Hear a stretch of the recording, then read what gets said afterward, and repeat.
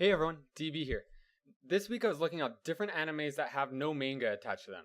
Well, for most animes, you usually have a popular manga that is transformed into an anime, much like this 4-step process. Step 1. A manga is created. Step 2. The manga becomes popular. Step 3. Anime creators have a Super Smash Bros. Worthy brawl over the rights to the anime. And Step 4. The anime is created. But in some cases, animators skip the first 3 steps and move on to the 4th, pushing out an anime.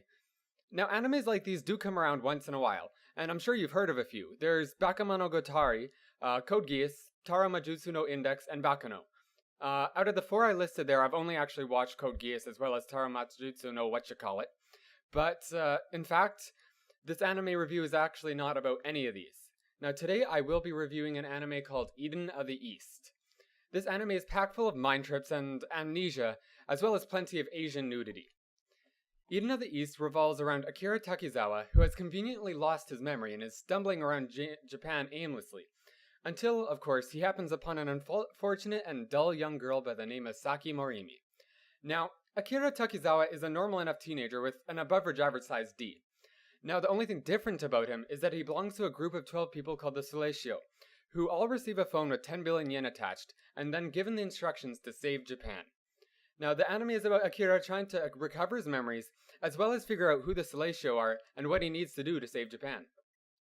Now, this is really as much as I'd like to expose you without giving away too many spoilers. Now, the season of Eden of the East only runs for 11 episodes, so it's pretty easy to just sit down and watch the whole thing in one go. Now, the shortness of the anime also lends well to the pacing of the storyline, as well as the easeability of drawing you into the storyline. Now, the animation of the series is well done. It's not amazing, but it definitely doesn't put a damper on the storyline or the characters. And for the characters, they really are few and far between.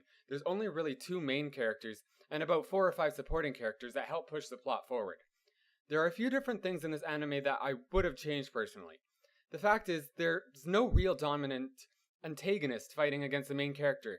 Now, this irks me, because most stories do have a very prominent antagonist, and it keeps the driving force behind the protagonist's actions. Now, there are a few characters that do play the antagonist role at points throughout the anime, but the true antagonist is revealed really only in the last couple episodes, and this leads the story to its climax. Now, for the ending of the anime, it was left quite open. It seems as though they're hoping to renew it for a 2nd season, but at the same time, it feels like there's not much more they can do to flesh out the story anymore. As some of the great anime reviewers out there would say, the ending of an anime is paramount to the story. If anime starts out strong and ends up flopping, it can leave a bad taste in your mouth. But if a bad anime starts weak and ends strong, Angel Beats for example, then it can leave a good impression on the viewer. To me, Eden of the East is somewhere in the mid-range of it all. The ending was truly interesting as well as grabbing, but it seems to cut off abruptly and leaves you with a sense of wanting more. Now overall, I'd have to give it the Eden of the East 3 out of 5 hearts. It was a well thought out storyline, an adequate animation, and interesting characters, but it seems to flop at the points where it needs to jump.